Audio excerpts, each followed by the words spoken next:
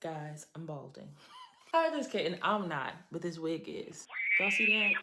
To be fair, I've had this unit for 9, close to 10 months. And for HD lace closure, it's been doing pretty good, but this, unacceptable. Instead of dropping $500-$600 on a whole new wig, I decided, why not just replace the closure? So that's what I'm gonna do.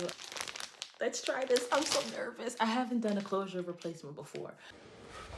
Making the first cut is always the hardest for me, but I got right to it because I was not doing another day walking around with that ball closure. So I put my wig on the headstand, started making the first cut, and I just cut along where the closure and the tracks met, line everything up together. By the way, I got the majority of my supplies, the thread, needle, T-pins, even like the part of the wig stand from the beauty supply store.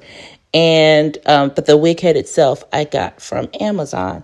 And here I am making the stitches once, and this first stitch was hard for me too. I was like, I'm so scared to botch this. But once I got it started, it was fine. I was able to keep doing it, and I found a rhythm. If I mess this up, I'm going to jump off of something. Don't jump off anything. I had to go in here and fix where I didn't line up the closure correctly, but then I went and applied the wig like I normally do.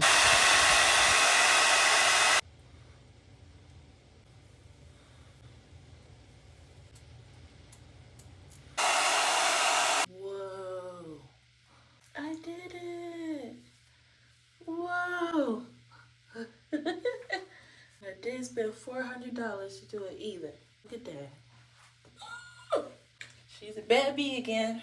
No bald spots. I don't know why I was so scared to do it.